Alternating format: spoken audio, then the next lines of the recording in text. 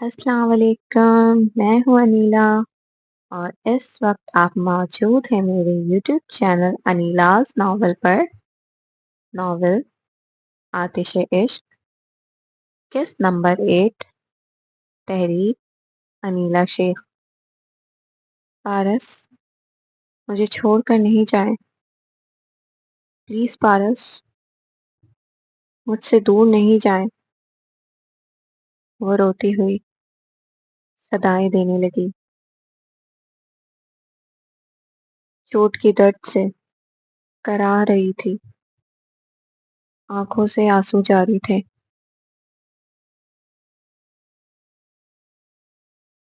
پارس اس دلہن کا ہاتھ تھام کر دیکھتے ہی دیکھتے ماہی کی نظروں سے اوجھل ہو گیا۔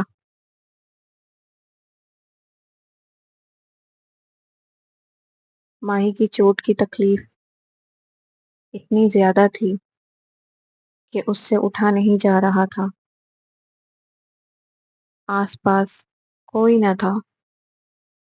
اس ویران اندھیرے سے ماہی کو وحشت ہو رہی تھی کہ اچانک اس نے خود کی جانب ایک کالے رنگ کے سانپ کو آتے دیکھا۔ مما، بابا، کوئی بچاؤ مجھے، کوئی بچاؤ! وہ وحشت سے چیخنے لگی۔ سانپ تیزی سے ماہی کی اور بڑھتے ہوئے اسے ڈس لیا۔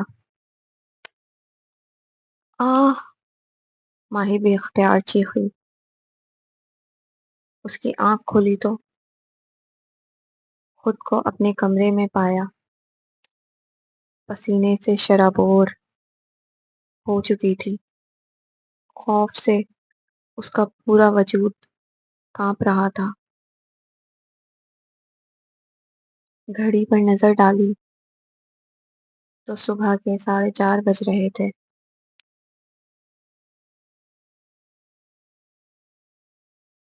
یہ میں نے کیسا خواب دیکھا؟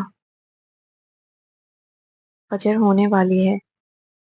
مما پاپا کہتے ہیں فجر کے خواب سچے ہوتے ہیں۔ ماہی سوچ کر گھبرائی۔ وہ اپنے بستر سے اٹھی، پانی پیا، پھر وضو کر کے نماز کے لیے کھڑی ہو گئی۔ اللہ پاک، میں نہیں جانتی تو نے خواب کے ذریعے مجھے کیا اشارہ دیا ہے، لیکن میرا دل بہت بے چین ہے۔ ایسا لگ رہا ہے جیسے پارس ہمیشہ کے لیے مجھ سے چھین جانے والا ہے۔ اللہ پاک، وہ دور ہی سہی، پر میرے جینے کے لیے یہ گمان ہی کافی ہے کہ وہ میرا ہے۔ اسے مجھ سے دور نہیں کریں۔ آپ کے خزانے میں کسی چیز کی کمی نہیں۔ مجھے میرا پارس دے دیں۔ مجھے بس پارس کا پیار مل جائے، وہ میرا محرم بن جائے۔ آپ کے لیے یہ کرنا مشکل نہیں، بس کن کا لفظ کہہ کر میری دنیا بدل دیں۔ اپنی اس ناچیز کی بندی کی فریاد اپنے بارگاہ الہی میں قبول و منظور فرمائیں۔ ماہی اپنی دعاؤں سے اس پاک ذات کو منا رہی تھی۔ مما، مجھے آپ کی دعاؤں کی بہت ضرورت ہے۔ خوشی امتحان کے لیے جا رہی تھی۔ اللہ پاک تمہیں کامیاب کریں گے، زبیدہ بیگم نے خوشی کے سر پر ہاتھ رکھ کر کہا۔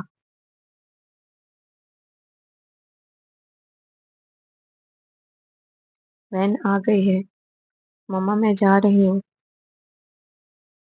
خوشی یہ کہتی ہوئی نکل گئی۔ ماہی کالج گئی ہوئی تھی۔ سلطان صاحب نے گھر کو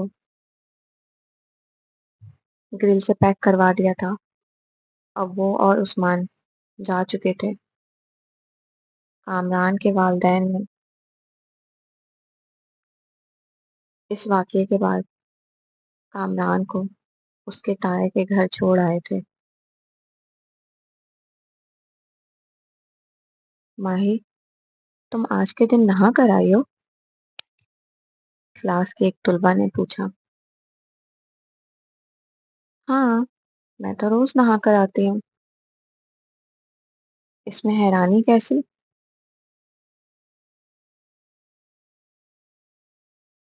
تمہیں کیا خبر نہیں ہے؟ آج محرم الحرام کی 8 تاریخ ہے۔ جی، مجھے معلوم ہے۔ آج محرم الحرام کی 8 تاریخ ہے۔ تمہیں معلوم ہے؟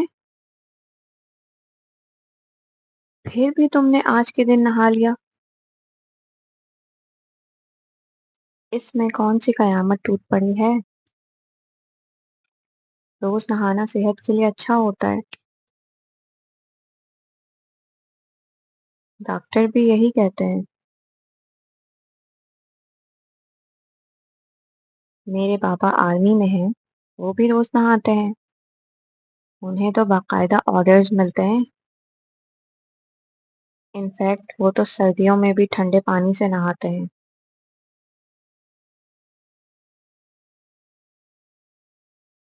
میرے پاپا ہیرو ہیں، ماہی پرجوش ہو کر بولی۔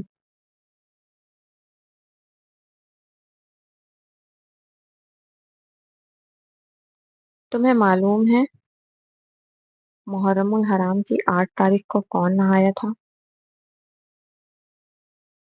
نہیں، ماہی نے لائن سے کہا۔ محرم الحرام کی 8 تاریخ کو یزید کی ماں نہائی تھی۔ اب تم بھی یزید کی ماں بن گئی اور روز محشر یزید اور اس کی ماں کے ساتھ ہوگی۔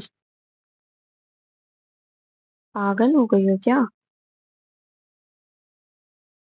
کچھ بھی بولی جا رہی ہو۔ ماہی حیران ہوئی۔ جی ہاں، کسی سے بھی پوچھ سکتی ہو۔ تم نے بہت بڑا گناہ کیا ہے۔ اب تمہیں توبہ کرنا ہوگا، ورنہ تم روز محشر یزید اور اس کی ماں کے ساتھ رہو گی۔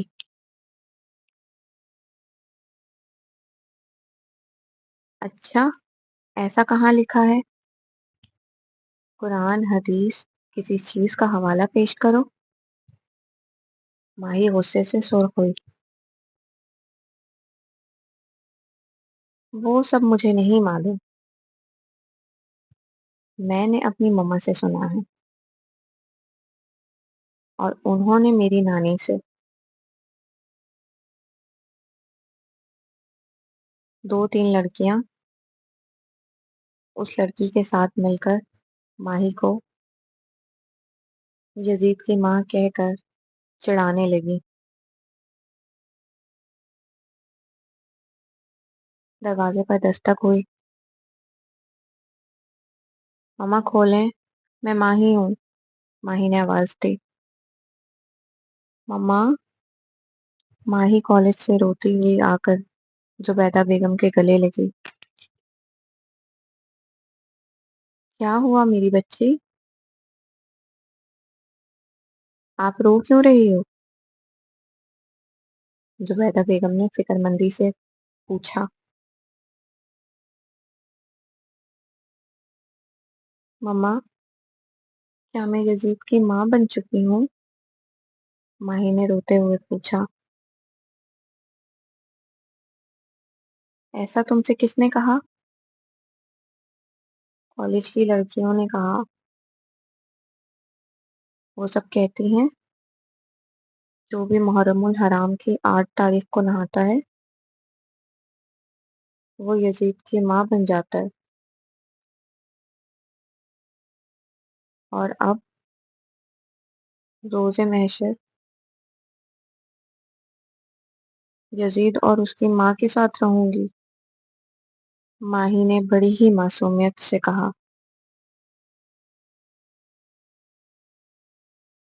ہاں ہاں ہاں، اگر کوئی مرد نہا لے تو کیا وہ بھی یزید کی ماں بن جائے گا؟ زبیدہ بیگم نے کہکا لگاتے ہوئے کہا۔ مما، آپ بھی میرا مذاق اڑانے لگی؟ ماہی نے اداسی سے پوچھا۔ نہیں میری بچی، میں تو ان کی جہالت پر ہنس رہی ہوں۔ یہ سب دقیانوسی خیالات کو ظاہر کرتے ہیں۔ اس کا ہمارے اسلام سے کوئی تعلق نہیں ہے۔ ہمارے نبی حضرت محمد صلی اللہ علیہ وسلم نے ہمیں زندگی گزارنے کے تمام اصولوں کو بڑی باریکی سے سمجھایا ہے۔ واقع کربلا ہونا ہے انہوں نے اپنی زندگی میں ہی بتا دیا تھا، اور اگر ایسی کوئی بات ہوتی تو وہ لازمی بتاتے تاکہ ان کی امت انجانے میں کوئی غلطیاں نہ کر سکے۔ ہم پاکستانیوں میں تمہیں مسلمان ہونے کے باوجود بھی بہت سی ہندو رسمیں ملیں گی، کیونکہ بر صغیر کے زمانے میں ہندو اور مسلمان ساتھ رہتے تھے، اس لیے ان کی رسمیں ہم میں منتقل ہو گئی، جس کا ہمارے اسلام سے کوئی تعلق نہیں ہے۔ پھر بھی لوگ یہ کہہ کر کہ یہ ہمارے پرکھوں سے ہوتا چلا آ رہا ہے، رسموں کے نام پر کرتے ہیں۔ زبیدہ بیگم نے ماہی کو دلیل کے ساتھ سمجھایا۔ تھینک یو مما، میں بہت زیادہ پریشان ہو گئی تھی۔ آپ نے میری پریشانی دور کر دی۔ ماہی نے اپنے آنسوؤں کو صاف کرتے ہوئے کہا۔ خوش رہو میری بچی، اور ان چھوٹی چھوٹی باتوں پر گھبراتے نہیں ہیں۔ زبیدہ بیگم نے ماہی کے سر پر ہاتھ رکھا۔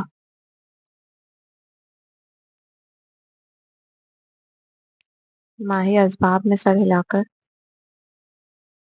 اپنے کمرے میں چلی گئی۔ کمل، آج تم کالج کیوں نہیں آئی تھی؟ ماہی نے فون پر پوچھا۔ یار، مجھے بہت تیز بخار ہے، مجھ سے تو اٹھا تک نہیں جا رہا۔ کالج کیسے آتی؟ تم نے ڈاکٹر کو دکھایا؟ ماہی کچھ پریشان ہو کر بولی۔ نہیں یار، ابھی ابو کے ساتھ جا رہی ہوں۔ ٹھیک ہے جاؤ پھر، تم اپنی طبیعت کے بارے میں بتاتی رہنا۔ ویسے میں نے تمہیں یہ بتانے کے لیے فون کیا تھا کہ ڈیٹ شیٹ آ گئی ہے، اگلے ہفتے سے پیپر شروع ہو رہے ہیں۔ تم نے میری ڈیٹ شیٹ لے لی؟ کنول نے فوراً پوچھا۔ نہیں، وہ انرولمنٹ کارڈ دیکھ کر ڈیٹ شیٹ دے رہے تھے، اور میرے پاس تمہارا کارڈ نہیں تھا۔ اچھا چلو ٹھیک ہے، میں بعد میں بات کرتی ہوں۔ ابو آواز دے رہے ہیں۔ Okay bye. ماہی نے فون بند کیا۔ دن تیزی سے گزر رہے تھے۔ ارسلان امریکہ جا چکا تھا۔ خوشی نے امتحان کے بعد کالج میں داخلہ لے لیا تھا۔ ماہی بھی 12ویں جماعت میں زیر تعلیم تھی۔ اب وہ 17 برس کی ہو چکی تھی۔ عمر کے ساتھ اس کی خوبصورتی میں بھی اضافہ ہو چکا تھا۔ وہ بے حد حسین دوشیزہ بن چکی تھی، جو ایک نظر دیکھ لے دیکھتا ہی رہ جائے۔ ماہی نے خود کو پارس کی پسند میں تبدیل کر لیا تھا۔ اب اس کے پاس زیادہ تر لباس کالے اور ڈارک براؤن تھے، جسے وہ زیب تن کیا کرتی تھی۔ اس کی پسندیدہ مشروب چائے بن چکی تھی۔ کارٹونز چھوڑ کر اب وہ پرانے گیت اور غزلیں سنا کرتی تھی۔ بارش کے موسم میں جھومتی تو ہر بوند میں پارس کو ہی محسوس کیا کرتی تھی۔ دسمبر کے مہینے کی شروعات تھی۔ وہ ہال میں بیٹھی چائے پیتی ہوئی کنول سے فون پر باتیں کر رہی تھی کہ اسے ایک میسج ملا، جسے دیکھتے ہی اس کی سانسیں رکنے لگیں، دھڑکنیں بند ہوتی محسوس ہونے لگیں۔ اس پر ایک ہی پل میں قیامت گزری تھی۔ کنول، میں تم سے بعد میں بات کرتی ہوں، یہ کہہ کر ماہی نے فون بند کر دیا۔ کل میرا نکاح ہے۔ میں نے اپنے سب دوستوں کو انوائٹ کیا ہے۔ آخر تم بھی میری دوست ہو، وہ بھی بہت خاص دوست۔ تمہیں کیسے بھول سکتا تھا؟ شادی میں ضرور آنا، میں انتظار کروں گا۔ ماہی کی آنکھوں سے آنسو گرنے ہی والے تھے، جو اس نے بامشکل روکا اور بھاگتی ہوئی کمرے میں آ گئی۔ روم بند کر کے وہ زاروں قطار رونے لگی۔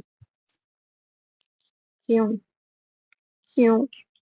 اللہ پاک، کیوں مجھے میری محبت نہیں ملی؟ اس کا دل کیوں نہیں پگھلا؟ وہ شخص پتھر بنا رہا، اسے میری محبت نظر نہیں آئی۔ کہتے ہیں بوند بوند پانی گرے تو پتھر پہ بھی سوراخ بن جاتا ہے، لیکن یہ شخص ٹس سے مس نہ ہوا۔ وہ کسی اور سے شادی کیسے کر سکتا ہے؟ وہ صرف میرا ہے، پارس صرف میرا ہے۔ تمہیں میرا ہونا ہی ہوگا۔ تم نے کہا تھا میں تمہاری ماہی ہوں، پھر کیوں اپنی ماہی کو چھوڑ دیا؟ وہ بے بسی کے عالم میں رو رو کر خود کو ہلکان کر چکی تھی۔ وہ اتنا رو چکی تھی کہ اب اس سے مزید رویا بھی نہیں جا رہا تھا۔ نہ جانے کتنی دیر تک وہ اپنی بربادی کا سوگ مناتی رہی۔ ماہی، دروازہ کیوں بند کیا ہے؟ خوشی نے دستک دے کر پوچھا۔ میں چینج کر رہی تھی۔ ماہی نے جلدی سے اپنے آنسوؤں کو صاف کیا۔ اچھا ٹھیک ہے، کر لو، میں کہنے آئی تھی ڈنر لگ چکا ہے، تم بھی آ جاؤ۔ مما، مجھ سے یہاں چیئر پر بیٹھ کر کھایا نہیں جا رہا۔ میں روم میں جا کر کھانا کھا لوں؟ ماہی نے بہانہ بنایا۔ اس کے حلق سے اب تک ایک بھی نوالہ نہیں اترا تھا۔ کیوں بیٹا، کیوں نہیں بیٹھا جا رہا؟ زبیدہ بیگم نے سوال کیا۔ مما، شاید ٹھنڈ کی وجہ سے میری پیٹھ میں درد ہے۔ میں روم میں تکیا سے ٹیک لگا کر آرام سے کھا لوں گی۔ ٹھیک ہے، جاؤ، جیسے تمہیں آرام ملتا ہے ویسے کھا لو، اور کھانے کے بعد میڈیسن لے لینا، زبیدہ بیگم نے فکر مندی سے کہا۔ جی مما۔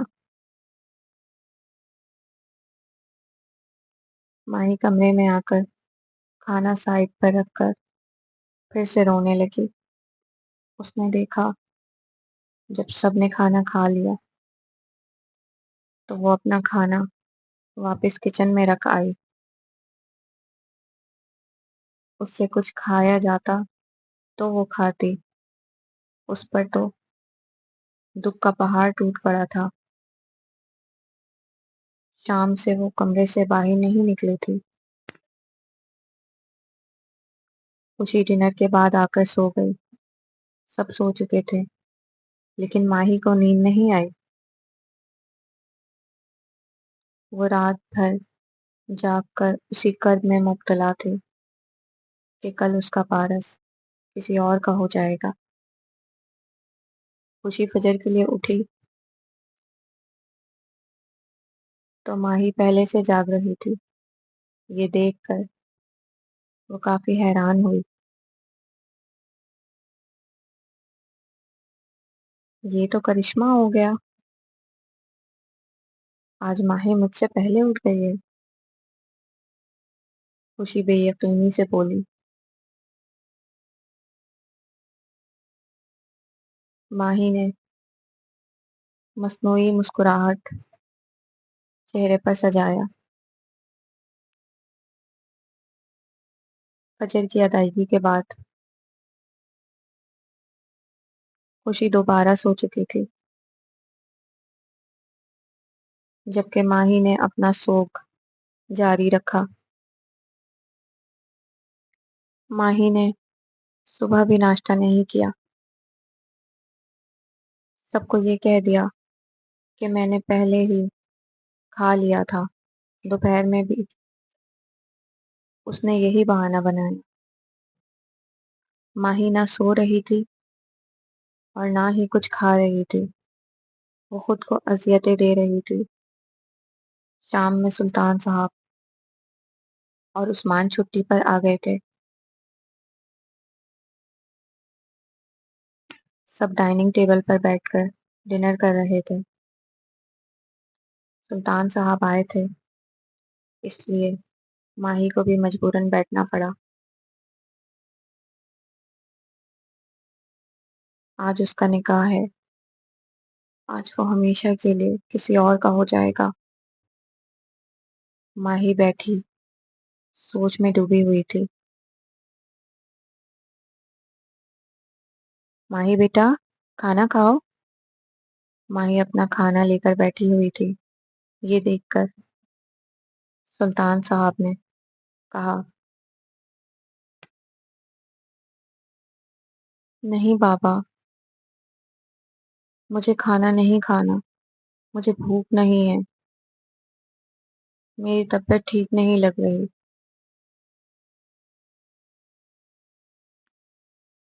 تمہیں تو بہت تیز بخار ہے۔ زبیدہ بیگم نے ماہی کے ماتھے پر ہاتھ رکھا۔ جاؤ بیٹا، تم آرام کرو، میں تمہارے کھانے کے لیے کچھ ہلکا پھلکا اور میڈیسن لے کر آتی ہوں، زبیدہ بیگم نے کہا۔ ماہی اسباب میں سر ہلا کر کمرے میں آ گئی۔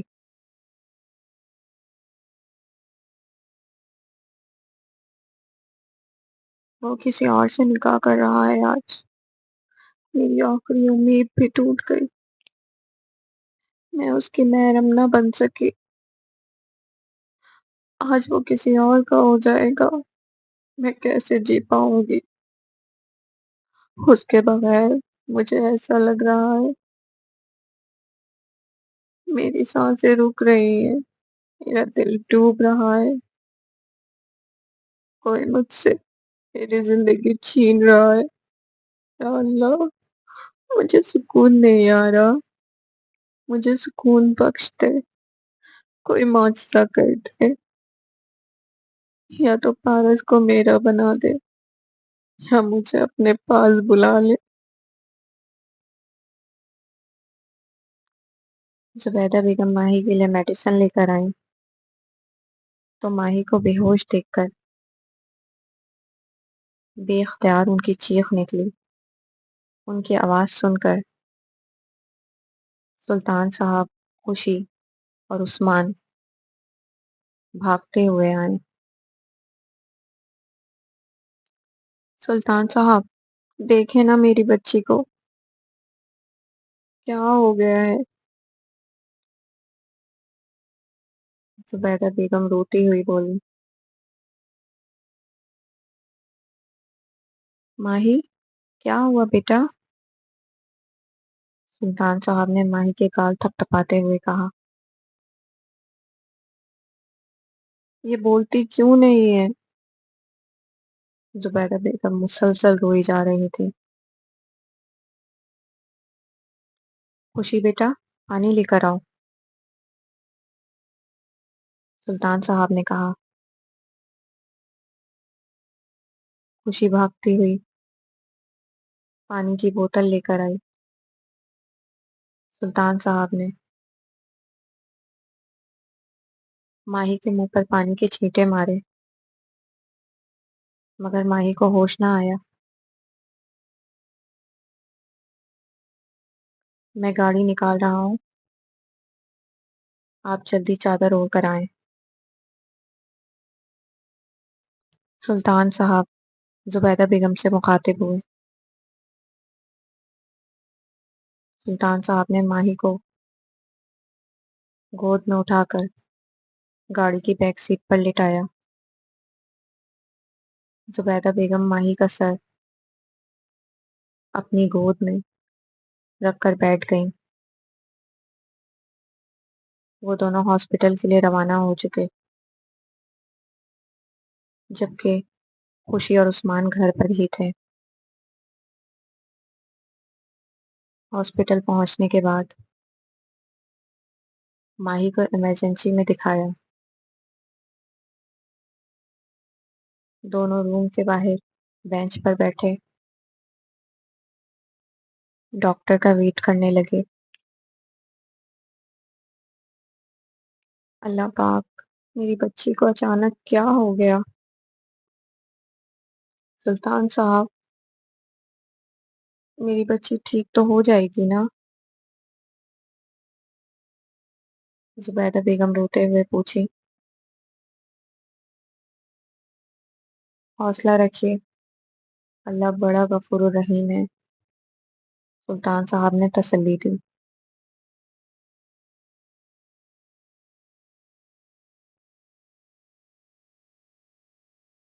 آتش عشق کے 8ویں ایپیسوڈ کا اختتام ہوا۔ آپ لوگوں کو یہ ایپیسوڈ کیسی لگی؟ اپنی رائے کا اظہار کامنٹ سیکشن میں ضرور دیں۔ اگر آپ لوگوں کو میری ویڈیو پسند آتی ہے تو میری ویڈیو کو لائک کریں، چینل کو سبسکرائب کریں اور بیل آئیکن کے بٹن کو لازمی پریس کریں تاکہ میری ہر آنے والی ویڈیو آپ کو پر وقت مل سکے۔ اپنا بہت خیال رکھیے گا۔ اللہ حافظ۔